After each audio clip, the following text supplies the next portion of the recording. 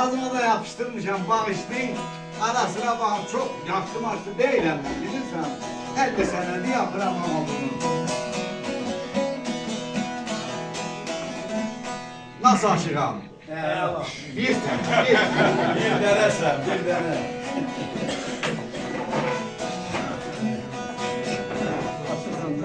Belen ustaların ustası. Ey belen ustaların ustası. Aşıklar şahı. Hoş makamlı şirin. Sözlü kamanda.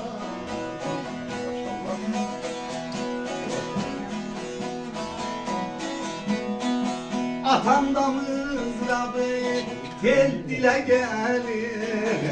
Atam da mızrabı tel dile gelir. Her havalı sedef sazlı kemanda. Ay balay balay balay balay balay balay yürü. Kemanlara bir alkış isteyelim. Ben de öğrendim, ben de öğrendim. Yavaş olursan ya, bak ya.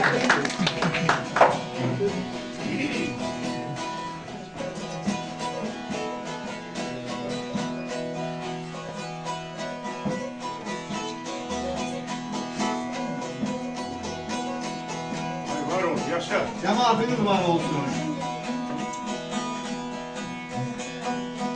Derbelen insanı coşturan, ey belen insanı coşturan ilhamlı sesi. Ahesten ahesten hoş söylemesi.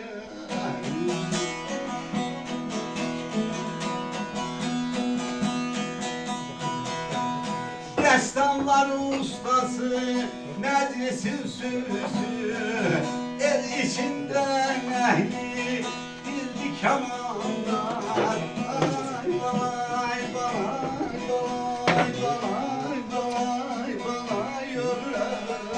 Çal valla. Canın var olsun. Hanı ses, hanı ses. Çok var olsun. Cemaatimiz var olsun.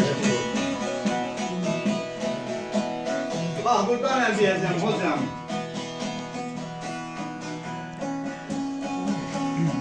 Derbel aşık günah yıldız an kemandarı tarifle bitiremezsen kan kemandarı. Dinlesem doymazdın sen kemandarı.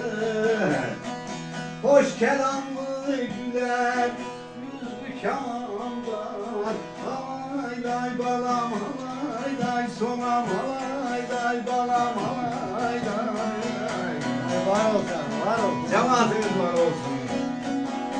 Habere dinlesem doymazdın. Ey bele sen kemanları.